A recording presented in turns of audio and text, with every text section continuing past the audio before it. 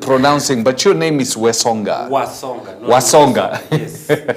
See what I mean? So I need to stick to my friends. Yes. Wasonga. Yes. Because you might be addressing another person altogether.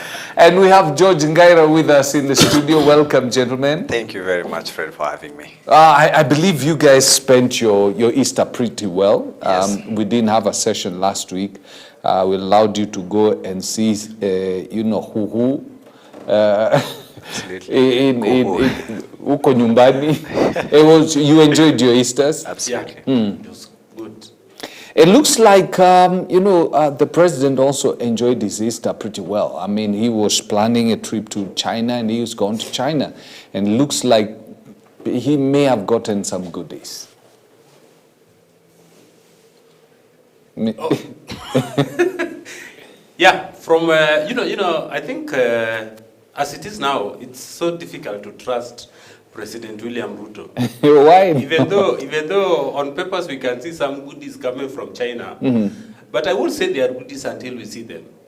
The president has really put us in a way that it's not done until it's done. you don't believe it's happened until you see it. Until we see it happening, because it's not our liking, but he has made us to be so. This is a guy who will go to China, criticize IMF, and his cabinet secretary for treasury is in US talking for the same people he's criticizing. So it's like two governments saying different, one government speaking two different languages. Even though his visit to China, he signed so many deals, around 7 jobs here and there, but we are just waiting until it's done, as I see. Yeah. George? It's not the first time the president is traveling. The president has already traveled 70 times and been to 70 countries. 70 times so far. 70 times, and he's met 172 presidents. And it's what he's been doing since he was elected to be president. As to whether all those trips have translated into anything solid that Kenyans can benefit, we leave it to Kenyans. In a free democracy, Fred, we're allowed to actually see things from whatever perspective you desire, provided it's within the law. His intentions are good, because the country needs to work with others. Kenya is a nation among other nations. And it's always a good thing. I think even as Christians, they say, I like to say it in Kiswahili, they say, inapendeza na ni jambo zuri na inapendeza mandugu wakiwa pamoja. When people within a community, and this is the world community, are together and able to engage and share and help each other. So I think the president is not far off when it comes to building those relations. I think he's the most traveled president that we've ever had in the history of our country.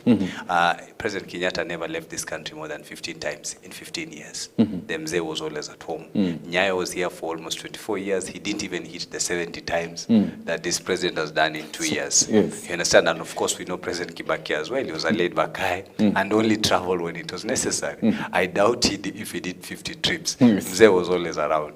I think this president, being an underdog and somebody that had not quite connected with the world, I think this gave him the best platform to freely travel the world and be able to meet all the presidents that he has. I hope that whatever is placed on the table of the Chinese and the Chinese people in terms of their engagement on the Kenyan affairs is something that is beneficial to us as a people, so that we can directly feel it, Fred. Because the things that we've been desiring for a long time, unfortunately, 62 years are now gone by and we're still battling with them.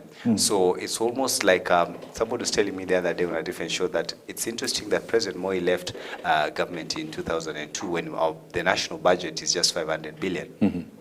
20 years later, my brother Wasonga, we are hitting 4 trillion shillings. Yes. And yet Kenya, 4 trillion shillings, this is national budget. But the size of Kenya has never extended. Yes. Once the British demarcated the map of Kenya, there is no extra land that was added. Exactly. It's the same Kenya that Moi had. Yes. And he only had to work with 500 billion and we still... But obviously the population has increased. And then we've designed new government systems. Fred, when it comes to statistics, you have different profiles that you look at. The population profile might have changed, but the size of Kenya hasn't changed. Yeah, the size hasn't The road changed. that Murang'a County needed in 20 years ago is still the same road. Yes. You understand? Yeah. If it was a 10-kilometer stretch to your village, it's still the 10 kilometers. So nothing has changed from Yes. what it was that day. Yeah. So you can talk of population, but the many other factors have remained constant. You understand? The agricultural potential, if we had 3 or 5 million acres to plant in 2002, it's still the 5 million acres of land that needs to be planted today.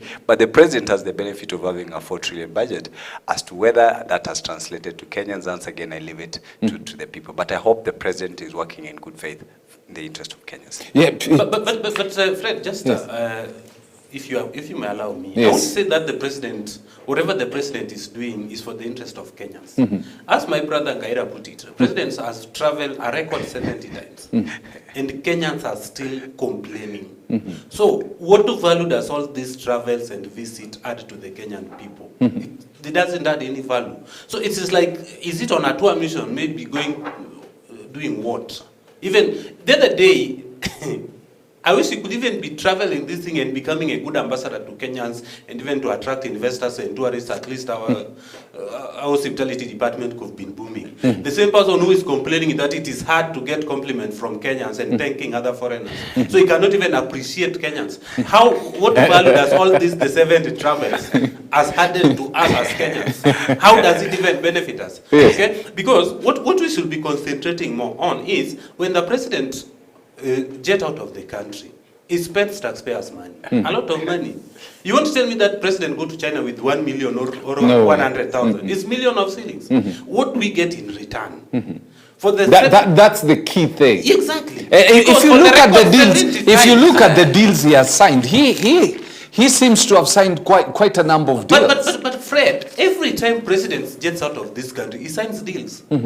There is no any single time that president has said that I'm just going to say hi to my friend, let's say Museveni. Yes. He's going out to sign deals. Yes. So where are these deals? Why can't we just see them? Fred. Because are they being are they just being somewhere that we can't see? Fred, the president's itinerary was very clear. Yes. You know, at the very least, for the sake of accountability, they've actually given us the diary of the president and what he was going to do. You understand? So we want to assume, you know, as Christians, we believe in faith. Yes. We hope and believe that whatever the president has said is going to do is really what in the that interest is of done. Kenyans, because he didn't just fly out. Yes. Every time a president plans a foreign trip, Yes.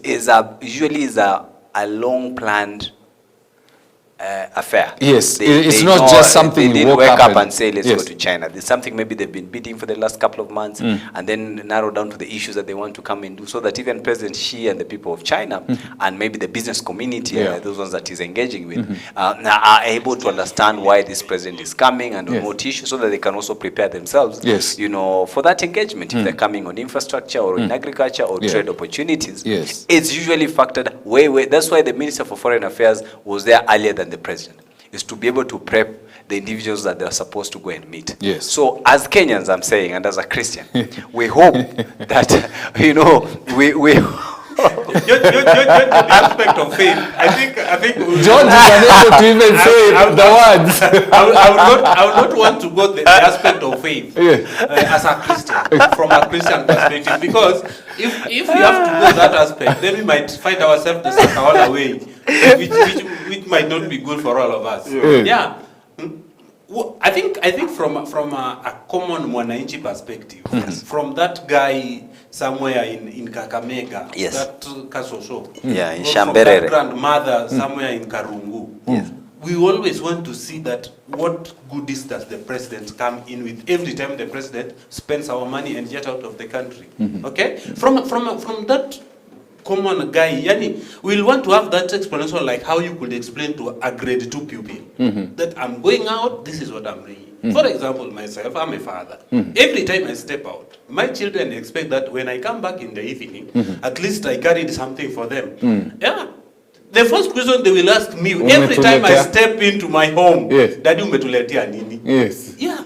So that is the common expectation. Yes. Ruto is like the father of the nation. We as the children, we expect that every time he steps out, he come back with goodies. Yes. This guy has stepped out a record 70 times. In fact, maybe he's just trying to break records. Being the first deputy president to become president, Yes. the first guy to vie on the first time and be elected, and now he's breaking the record as the first president to travel most number of times and doing nothing. You know, always available and adding no value. So, but we obviously, I'm looking at it politically. President Ruto is very aware that back home he's not the most popular person in the world. Very true. I doubt whether he will do all these travels without getting goodies that can try and change his fortunes in the country in terms of, you know, development and that kind of thing. I think this is the only time he has to get all those things so that he can change things for himself politically. No, let me ask you a question, Fred. We were here in 2022. Yes. When President Ruto, then Deputy President, was campaigning. Out of all the promises he made during campaigns, how many has he fulfilled? Putting into account that all the travels. Okay, at least I've seen some affordable houses being done. Yes. Okay, are they really affordable? Depending on how you, because are these houses really affordable? Okay? And are to whose expense? Yes. Yeah. Okay? Because you can't tell me that you are selling a house at 4 million affordable. Can that guy, a border rider, who let's say 1,000, between 800 to 1,000 per day, then you tell him to buy a house of a 4 million affordable to him? No, we are just creating something that I don't see this affordable housing affordable to a common. So you don't think he's been able to achieve anything? Asla Fund, he has achieved the Asla Fund. That at least gives Fred, when President Moi... That is the only thing I think this government have achieved fully. Yes. Fred, when President Moi left power in 2002, and there are those who were recipients of the atrocities of that regime, who are obviously very happy to see him go and had very unpalatable words to tell him. Yes. I met another guy who saw Moi in a very different way that it was even interesting to me because I had not thought of him like that. He was saying, people say that President Moi for 24 years did nothing for Kenyans. But you see, he built Nyayo Stadium, he built Moi International Airport, you know, he built Kasarani Stadium, he built so many Moi schools. I think in every county you go, there's a Moi school. Yes. Every single school. Yes. You cannot root out what he did with the education sector. Yes. He had the milk program for kids, and all these programs are working. He built the Nyayo T-zones and people were employed. You cannot say that for 24 years that he completely did nothing. You understand? Yeah. So I think President William Ruto, he finds himself in a very tough situation because we are at a time when it's no longer just one state broadcaster. The access to information is so wide. Yes. And the scrutiny on the affairs of the country also is so wide. You now had Gen Zs, we were with you here live, yes, when young kids were telling us about percentages and yes, tax, yes, you know, things that ordinarily you wouldn't expect a teenager or much less a Gen Z in his early 20s to be talking about, you know, budgets. It means the access to information is far much wider and the expectations are way, way more than what was back then. So this president is struggling with particularly when it comes to communication. And that's why they kept saying that he ought to have truly enabled his ministers, his cabinet, and you know, the technocrats that are handling the state departments to be able to be the ones to offload the kind of information that is needed to the public, so that at least if there's something, me and Wasonga can see. And you can see I have 4 eyes. I can see even better. So, you can see even better. You understand? But if I can't see, it means there's a problem. Either he has not performed or the communication team is just not working. And yet he has almost 4 units for communication. He has a state house spokesperson. He has a private secretary. He has the government spokesman. And all these agencies that are actually supposed to speak. And so many advisors. So many advisors who are actually supposed to speak for the president. But unfortunately, maybe he has performed something that maybe me I'm not seeing, or for Songa, because I had not seen it even with Nyayo, but we are agreeing there's something you can point and say Nyayo built. Because at the beginning of the year, when he took over the reins, if you compare the prices of food then, absolutely, and the prices of oil, and what we have now, things have changed. It's true. Give credit where it's due. Okay. He has done some things. Back then, I think unga was almost 200 and something. Yeah.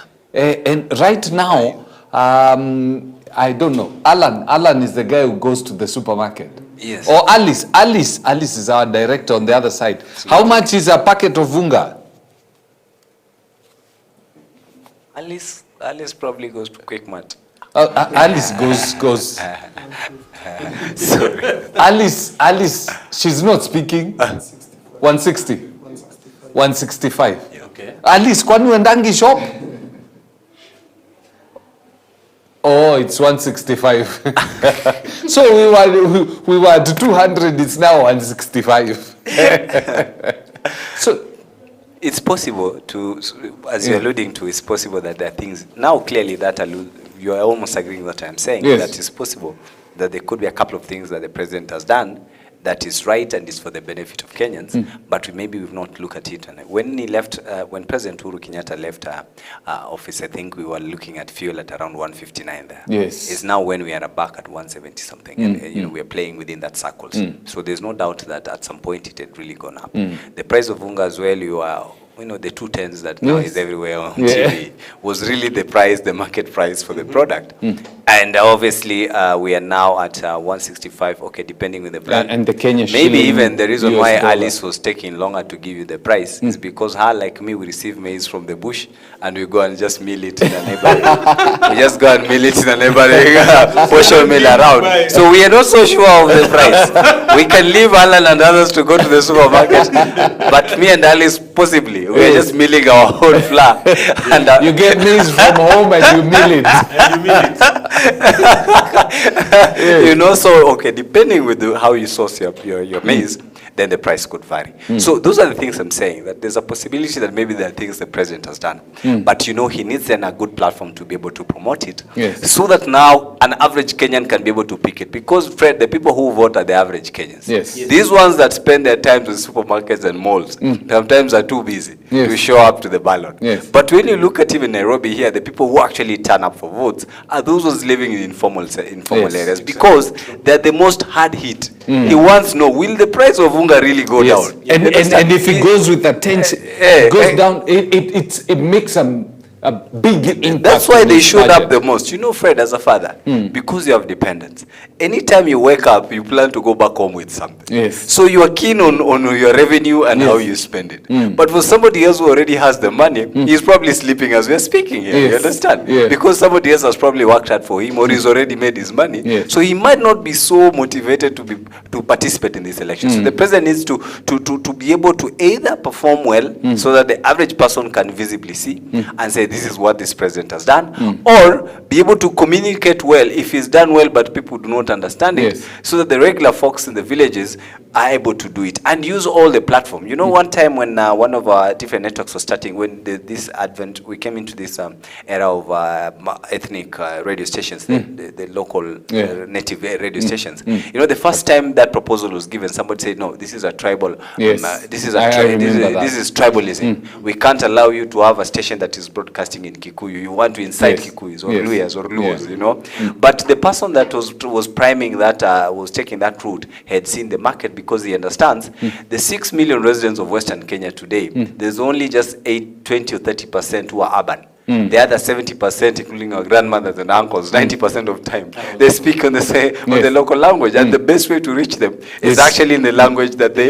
So by the time the rest woke up, others had already made foray into that group and dominated in almost all ethnicities, particularly the major communities.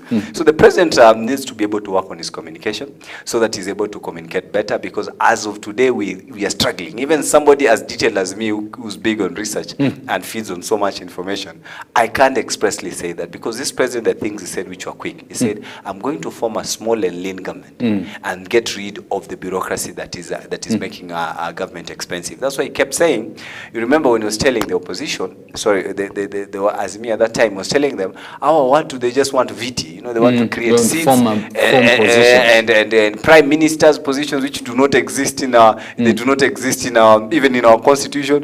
But that's the first thing he did. He came in, set up the prime minister. He came in, found the state departments were just 42. We are now at 58. You know, he's done the complete opposite of what we're expecting. So those are the easy ones we can pick. So maybe there's something else nicer that he has done under the table that he needs to communicate further. I think if at all there was, then there could be no problem communicating. Yes. If at all there was something being done. But I think in this case, maybe what has been done is so little that even the government is ashamed of itself to come out and say that this is what we are doing. Because this is the same government that will promise something and do exactly opposite. They promise us, I'm going to have a slim government, cut misuse of funds, and they do the exact opposite. Create even unnecessary state departments just to accommodate some, political, to reward. This guy is busy on rewarding political friends than even delivering to the people. Okay? If you look at even the composition of the cabinet secretaries, yes, it is not even based on service delivery or even giving job to those who deserve the jobs. But it's just having his political friends around him. Okay? Some of them are even clueless. Doesn't even know what their ministries entails, what even this will do in that ministry. That's why we find ourselves in this kind of mess. I want to tell you something. When the former Machakos governor, Alfred Mutua, was the government spokesperson, this guy could address the people, was it on every Tuesday, if I'm not wrong? Okay? It was at around 2. By then, I used to listen to KBC radio, if you can remember. He will tell the government, and he will take questions from them, from the media. But when last did I hear the government spokesperson coming out, even to highlight what the government is doing? The achievement of this government and whatever they are doing is now based on the bloggers by the government. Okay? It is the government bloggers who will come out and tell us what the government is doing. And even if these deals, that Ruto is in China today, the first person to report on this deal was a blogger by the government, a state-sponsored blogger. Was the first person to report all this thing. So that tells you that these people, and we know how bloggers behave. Bloggers behave like gun for hire. They will only praise whoever is paying them the most. If Fred will pay me more than Ngaira, then I will sing praises of Fred. But when table turns, now Ngaira is paying me more than Fred, now I will shift my loyalty to Ngaira. So, and is this the kind of government we want for the nation? Okay? This government has paraded so many people that can give information to the people. President Ruto, even yesterday, he appointed another advisor, the son of Sia Senator, was also appointed advisor in office of the president. Yes. This guy is surrounded by so many advisors, but he still finds it so difficult to come out and explain to Kenyans what the government is doing. Okay? Because there is nothing to say. The headline, Fred, on the Standard. In fact, I wanted to mention, I don't know whether you guys have noticed, the Standard is what? When the headlines that the Standard carries these days, oh my goodness! No wonder there was an attempt to deny them license. Like right now, the headline is goofing home and away, as in, and they've quoted statements that Ruto has made here. Let me just read this. After Kenya's failed bid for the African Union Commission top job was partly blamed on diplomatic blunders under President Ruto's watch, one would expect a lesson was learned. Yet, at a recent forum in Beijing, Ruto appeared to downplay the economic stature of neighbors Uganda and Tanzania in remarks some have called condescending. Is the president still struggling with the art of diplomacy? As in... You know, Fred, yes. The Standard, and I think the Standard Media Group as a whole, have been going through a lot. Yes. And they have a lot to pick up with this government in particular, but that is a story for another day. The problems they are going through are caused by the government. They are man-made problems that they are going through, and so they're struggling with it, and I think that's a topic for another day. But when you look at what they're saying, it's not far off from what we've been saying all along. You remember the president going to some G7 summit somewhere in Europe, and then he was part of the squad that was condemning Russia on what is happening in Ukraine. And then only a few weeks later to show up at the Russia meeting with Africa. You understand? Yeah. So he's always, I think Prime Minister Musalia Mudavadi is in a very, very difficult position of serving this president because of the way he conducts himself. He's not, he's a one-man show, so he's not very consultative. Because when you consult, there are professionals, I've told you again and again, Fred, that at the Ministry of Foreign Affairs, there are some extremely smart individuals that have worked in foreign service for the last 30 years. They can tell you how foreign policies are created and depending on the government interest. You know, President Uhuru Kenyatta attempted to do it with Amina Mohammed. He said, we only want business friends. And they were trying to really align that regime with only partners that are giving us something. And that's why they made that big decision of saying, America might be the most important ally to have in the world, but it gives us very little. There's very little we can show here of what the Americans have done. But the East, and you know, and the Americans, when they give their money, they give it with conditions based on their interest. That we're going to give you $1 billion, but allow us to build a military, you know, a military plant somewhere in Lamu because we want to deal with Somalia. You know, the things like those. But you see, the Easterners in the Chinese and Koreas are not interested in war or any of these things. They just want to have mutual beneficial opportunities because a lot of the things we are struggling to do here today, they've already achieved them there. They've built their cities up. You understand? So they are no longer struggling with building cities. So the construction companies want external business. So when they realize there's somebody who needs funds from us, then they're able to give the funds based on the fact that they create businesses for their companies. Most of the companies that are building the big projects here in Africa and also in Kenya by extension are largely government companies. You understand? The China we use. Yeah, they are state corporations. They are not private individuals. So they are able to front their expertise and things like that. So it becomes a mutual beneficial thing because they've built all the roads. If you had 10 kilometers, I was telling you in your village you wanted to do, now you have them. There's no more road to build. You want to look at where else can we go and build the roads. You understand? So President Uhuru Kenyatta embraced that, and most of those partnerships came with no conditions. China is not interested in war in Somalia.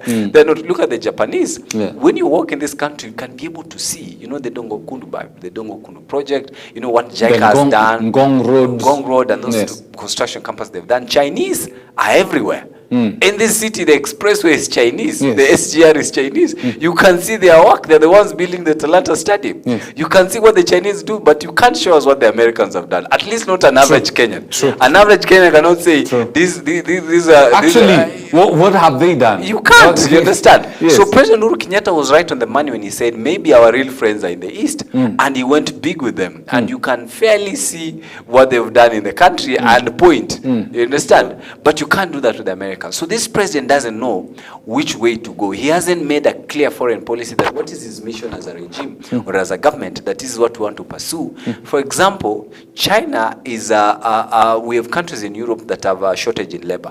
By the way, today the only thing that Kenya has available to export easily to the rest of the world is labor because of the many unemployed young people that we have. 15 million jobless people that the country has. We can only export labor. It's the best product that we have so far, which is a tragedy because then it means you're taking a lot of Kenyans into foreign countries that have to struggle to settle in. Not everybody is able to move into a new area and be able to start life again and be able to do that. It's a bit hard, and also the conditions are too tough. You understand? So this president has been a victim of a one-man show syndrome where he's everything. You know, this president is a president, but he's also our assistant chief in the village. So in our village there in Shaberere, we're also relying on this president. Never mind, never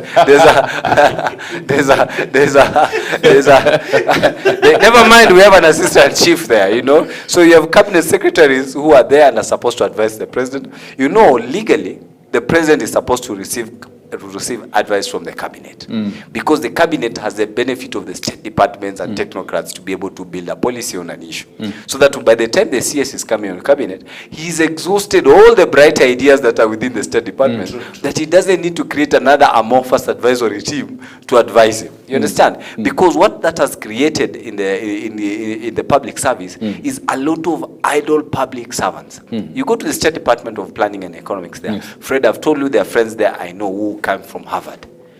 sharp guys that can tell you how to manage an economy. And they've been at it for a very long time, so they have a history of where the country is coming from and where we are trying to go as an economy. But every day they show up in office now, they have no other choice to do but just to go on the internet and social media. You understand? Because most of their jobs again have been mirrored with what is happening at status already. There's already an economic policy advisor, economic council. All these jobs have been replicated there. So there's nothing new they can create that can access the president. And also, whenever I hear people say that the president's advisors are failing them, I tell them, you don't know what is happening.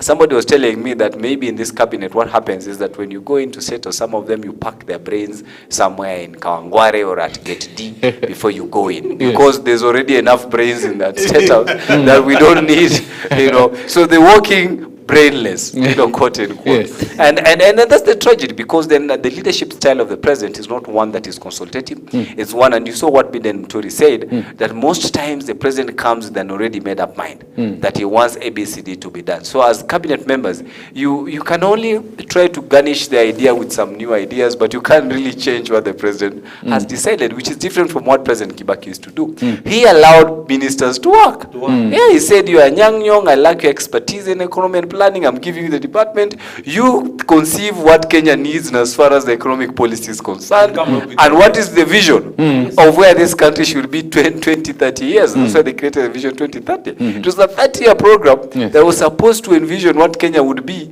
30 years from now, and they did that. Some very smart guys. But unfortunately, then you get the leadership style of the kind of president that we have. Fred, I've always wondered, if Kenyans would just be keen and understand the value of what a vote is, would have a very different country today. And I hope they do. Yes. I think talking of the value of vote, maybe one day Fred will call us here to talk about vote and voters. Maybe that's a story for another day, because that is where where our problem That's where our problem is. But having said that, I want to agree with what Gaira is saying, that President Ruto is running a one-man show. Okay? I think when President go to cabinet... This is based... you're basing what you're saying on what Rigathi Gachagua said and Bidan Muturi has said. No, not just the two. Even if I leave what Rigathi Gachagua just civil servants will tell you that. And what Bidan Muturi said, I'm just basing my argument on what the president is doing. Okay? And I want to agree with what Gaira says. Why should you have so many advisors at the same time you have cabinet secretaries? Okay? It technically means that you don't even have enough confidence with those who have given the work as cabinet secretaries. For instance, the President William Ruto appointed John Mbadi as the cabinet secretary for treasury and economic planning. The same president appointed another guy to advise him on economy. Now, what will Mbadi do to him as the CS treasury? That is why you realize that when William Ruto on another forum talk about another thing, and his cabinet secretary talking about a different thing on another forum. Okay? Because maybe what CS treasury is doing is maybe talking that this is what I know is best. The president now is doing what he knows his advisors is best. So you realize that there is some kind of contradiction. Okay? There is some kind of conflict within this government. Okay? And what President Ruto should now do, going by what standards say today, I won't say that the standard group has a problem with this government. What the standard group is doing, as much as I've gone through the headlines and how they are running their things, is that they just decided to tell Kenyans the truth without missing any single words. They've just decided not to fall into the pressure and worship team of every government. Let's enjoy our freedom and say what it should be. Because I hear what I was listening to the comment of the president. Then you ask yourself, this is how you are talking about our neighbors. Yes. Then can you even listen to yourself? Okay? Yes. From a common mwananchi. This is what you are talking about our neighbors. Yes. Then how then will even these neighbors react? Yes. Okay? Yes. Okay? This coming after some few months after we failed on the AU bid. In fact, I'm even sure today, the president, our neighboring presidents, are celebrating that Raila did not become the AUC chair. Because if at all that is what President Ruto could say in China. I was just imagining, those presidents are just imagining, what if Raila was the AU chair? Then they could have even made a very biggest blunder. So sometimes Ruto will now think and come up with, as Ngaira put it, come up with some good minds around him to advise him on how he can work and how he can talk with the neighboring country and diplomatic affairs. And the communication thing is not just happening between, the blunders. It's not just happening between, the country and other countries. Yes. If I look at what is happening within the party itself, ODM is already sounding as though both of you are ODM guys. And ODM right now, I hear what Orengo is taking a lot of stones for saying some things, the same thing as Sifuna. Yeah. So it looks as though the bromance is not that cozy. I think they are waking up to the reality that the 2027 election will be an election like no other. Fred, because we've said it here a billion times, that we're going to deal with an extremely informed voter base that has the information on what is happening in the country and have made up their mind to hold the leaders to account, which is what you saw even with the Gen Z movement, that people can now question a leader and to do it on a daily basis. You've seen the president going to areas somewhere in Meru or Embu and he's being told, Wongo, the president is giving a policy solution to the people and they're telling him upfront, it's a total lie. Yes. You understand? That is not being done at midnight. Yes. It's in broad daylight when everybody can see. You understand? And Kina Orengo have read the mood of what the people are. And because, unlike the way it was back then, because for historically in Africa, because of the bad the culture of bad politics and dictatorship, there's always a perception that you can't question the presidency and that the presidency is a sure bet to re-election if you are a leader. But you see, we are coming to a level where now in Africa we've had almost 7 presidents that have lost their elections. And it's not that they didn't have militaries and the police. Yes. It's that the people defeated those presidents. They are the people that could try to, to coin the victory. That's what happened to President Goodluck Jonathan in Nigeria. That's what happened to President Mutharika in Malawi, when Chakwera, who used to live here in Buruburu, they defeated him. You understand? The president didn't believe it. That's what happened to Edgar Lungu in Zambia. And he had even jailed that opposition leader, Hakainde Hichilema. Nowadays, Lungu spends his time in courts. That's where he has his new apartment. Every day, he's in court facing 1 or 2 or 3. And the history of Zambia is very interesting, Fred. If you go look back, from Kaunda to Chiluba. Kaunda was president. He really harassed Chiluba. Yes. Then Chiluba became president. Chiluba jailed Kaunda. Then Kaunda harassed Levi Monawasa, who was the leader of opposition.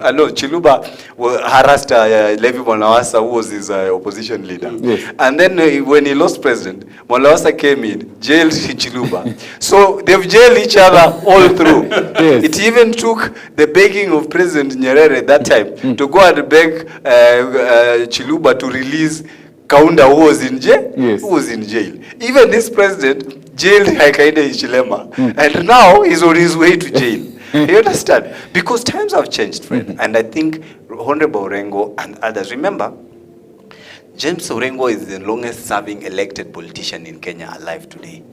Because he was in parliament in 1979. At 29 years old, he was born in 1951. So at 29 years old, he made it to parliament and he was the youngest MP at that time.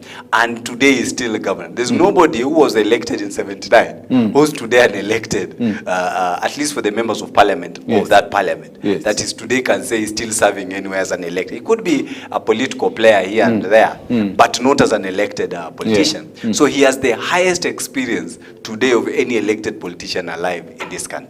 Because Honorable Odinga might be slightly older than him, maybe 2, 3, 4 years. But Raila Odinga became an elected MP in 1992, which means he's 13 years younger than James Orengo. By the time Raila Odinga made it to parliament, Orengo had served almost getting to 15 years. Yes. You can imagine what that means. It means by stature, he's way, way ahead. And largely his politics has been pro-people. You understand the reason why he even took over SDP to go and run for presidency at that time. Yeah. It was an ideological differences because because he believed Kibaki was not a reformist. You understand? And he had spent 20 years, 25 years actually. If you say 202 for Orengo, then it's almost 25 years since 1979. Yes. It's almost 24 years, isn't it, to 202? Yeah. He believed Kibaki was not the person now to take over past Kanu, because he's largely been a conformist. He's been a vice president in government. Even when the opposition were in the streets, he was not a de facto opposition leader, even though he was the legally leader of opposition in 1997, but he was never on the streets, to push that. He was never there. You guys in Nyeri call him Kagoya or Kigoya, something like that. In Kikuyu, to mean a coward, isn't it?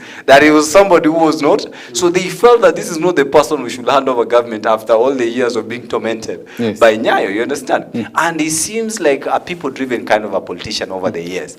And today, anybody that wants to speak the language of the people would outrightly be an enemy of this government. You understand? Because the public has already taken a position about this government. Fred, it used to be politicians, Kina Junet, who used to do the campaigns in 2022, were the ones who would go to rallies and say, Mwizi ni nani? And then the people would answer them. You understand? Today is the people saying, young kids at 12, 13 years old are saying, who is Mwizi? You understand? Yes. Without being probed. Many of them in high school, I think you saw the Butere girls students, shortly after they were denied to perform, what was the song? Was it, so-and-so is Mwizi, you understand? And those kids are 16, 17. They might be voters next year or the following year. You understand? They will meet him at the ballot. Definitely they'll be voters by 2027. Because kids who are in Form 3 now, by 2027 they'll have ideas. Yes. Yeah. They will have ideas. So, Fred, the president, ODM and Orengo and Sifuna, they've been very, and Sifuna has been playing the most blunt ODM official so far. And I've seen Nyong'o support him. Absolutely, because they agree with it. And even now questions as to how ODM will face the 2027 election. Because, Fred, how do you support a regime and then purport you want to run for that particular race? Even in terms of communication, you lose out your base. Because then how do you craft your strategy going to that election and you say you want to win? Because half of the cabinet is your people. Half of the State Department is your people. The blames, one thing that Raila did is that he took over the burdens of Uhuru Kenyatta, and that's why he struggled in the mountain. Because he couldn't separate. Absolutely. The hatred that was there against Uhuru Kenyatta, for whatever reason, he inherited that. And that's exactly what ODM has done, with President William Ruto. Because I was in the village when we were burying our former MP. And that's the same language people were saying. For the first time, they were saying, we really do not want to hear the business of UDA and ODM here. Yes. Come in another way, but not through this way. So Orengo has smelt that. I think for all the handshakes Raila has done, I think this one with William Ruto is one of the most difficult one for him. He has really found himself in a very tight corner. Okay? Because now, in fact, I can say that Raila is really struggling on how he can even find his way out of this mess. Okay? But as for Orengo, I want to talk specifically for Orengo. Orengo must have achieved as much as a lawyer, an MP and much. But now Orengo is the governor of Siaya County with a very different role and responsibility. Okay?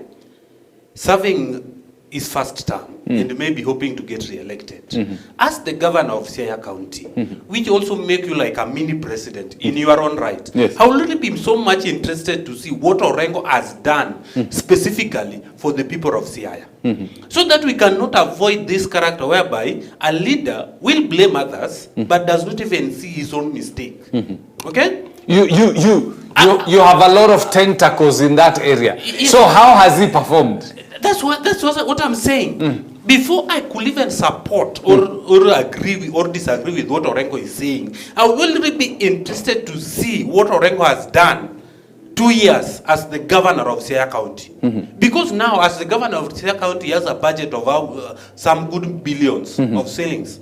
Okay? He has got project to do as the governor. We can see what Nani is doing in Muranga, Irungu Kangata. Okay? I would really love also to see what Orengo is doing in Siaya before Orengo come and blame William Ruto. Yeah. Friend, those are two different things. No. Let us say this thing, George. Yeah. Orengo is the governor of Siaya County. And the main purpose of having devolution of this devolved government is so that the service delivery can be as close as possible to the common wananchi, isn't it? Yes. We can see what other governors are doing, okay?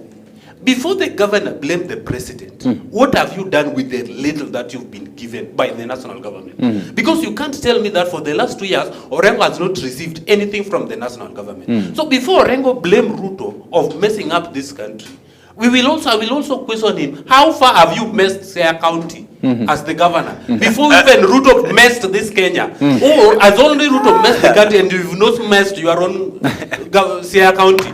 Okay? So Orengo should not even question the work of President Ruto. Let him first deal with the people of Siaya County. Because hao ni watu wake, those are Luos speaking the same language with him. Now watu ndio bado watampigia kura. Okay?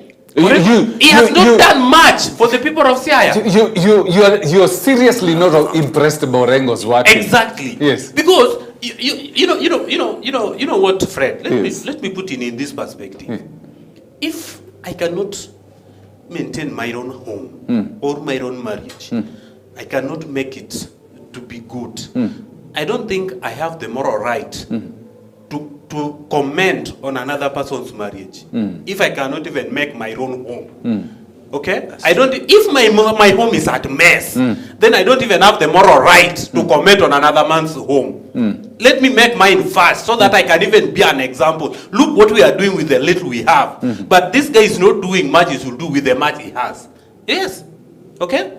When President William Ruto was in Murang'a County, let me give you an example. Murang'a County is in central Kenya. And there are so many comparisons between central and Nyanza.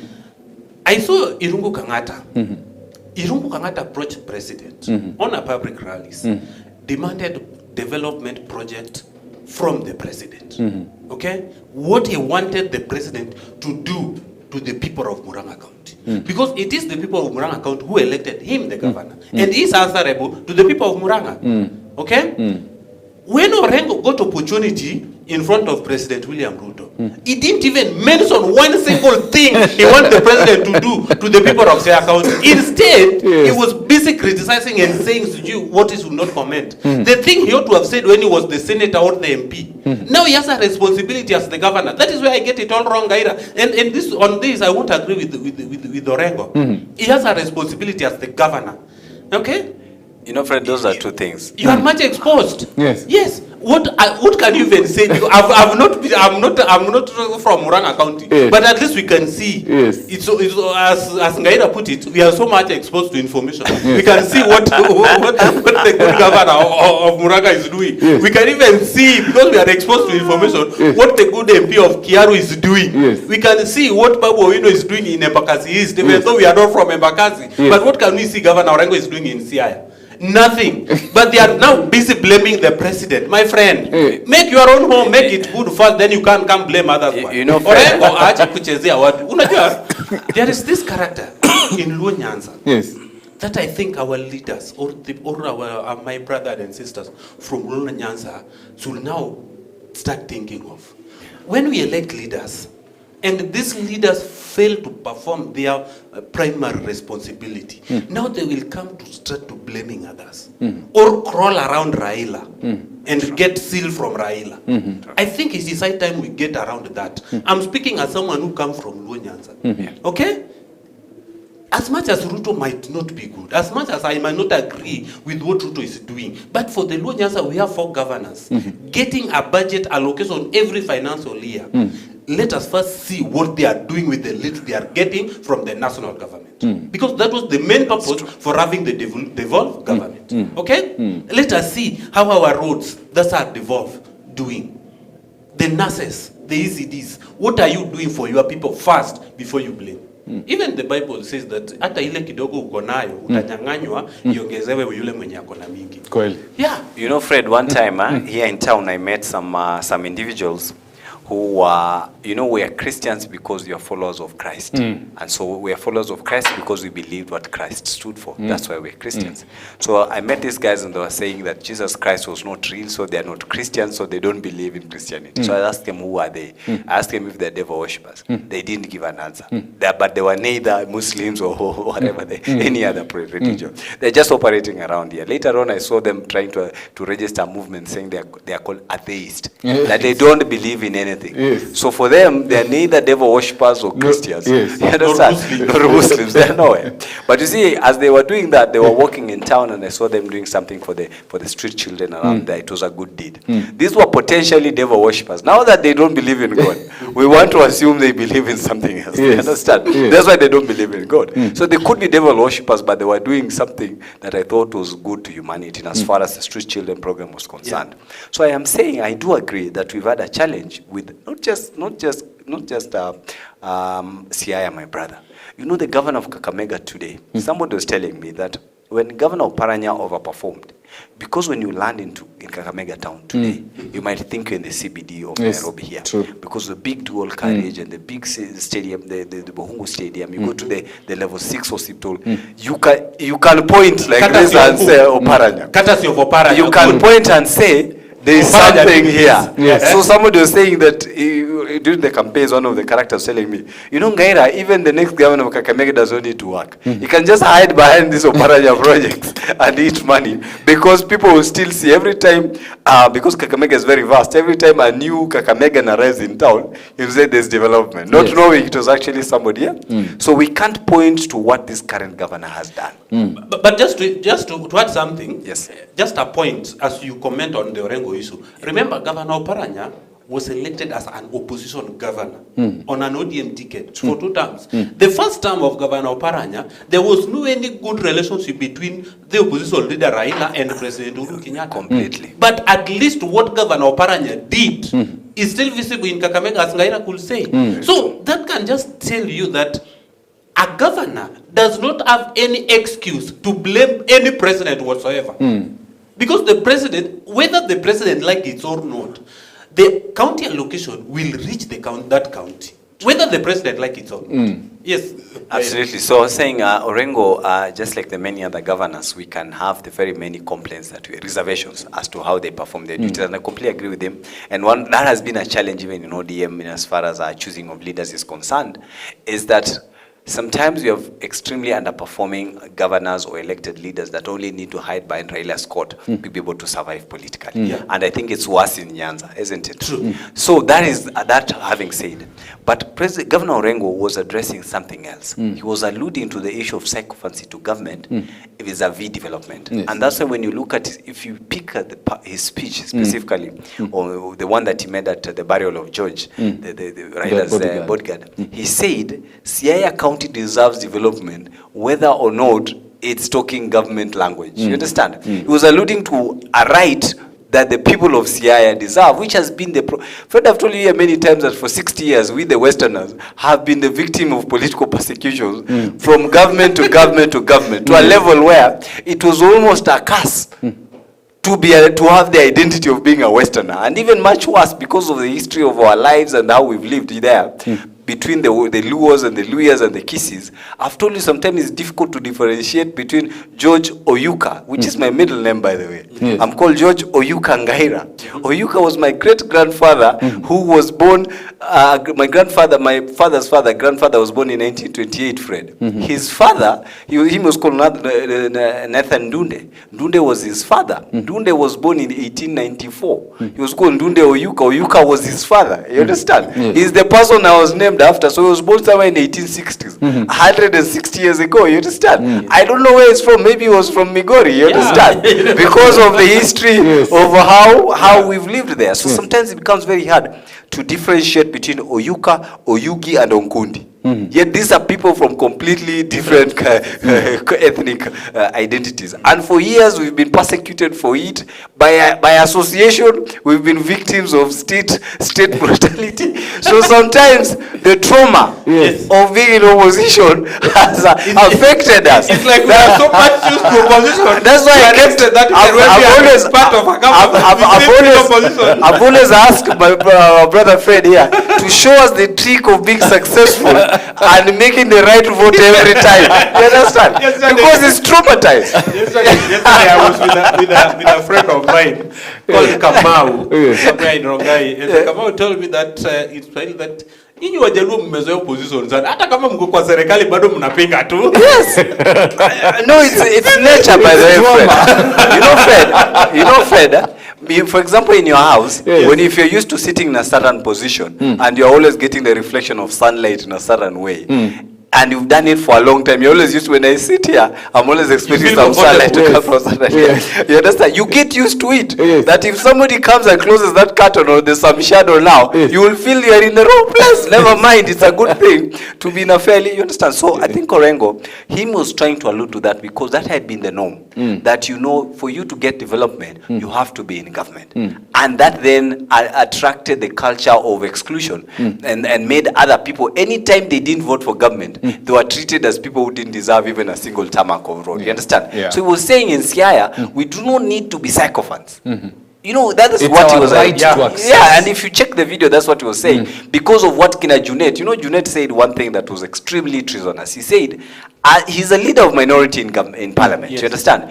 Ideally, he's the leader of opposition because it's a full office. Minority leader is almost like a cabinet minister. Yeah. He It's a gets full extra perks beyond just a normal MP. Yeah. And has even a motorcade. Yes. You understand? So he's supposed to check government. So he was in front of the president and was supposed to, being that he's a minority leader, there's some expectations from him. Even in a positive way. I don't have to fight you, Fred, but I can say this light is too much. Yes. Next time, try. It doesn't mean I hate you. It's just I'm just giving an advice for you. Yeah. Yes. You understand? So they were expecting that. But Junet was saying that today nobody should ask you ati mtu asemuze chochote. And that time, Raila Odinga was when he was going to AU. So he was saying that my brains are now in Ethiopia. So I have no room to listen to other problems.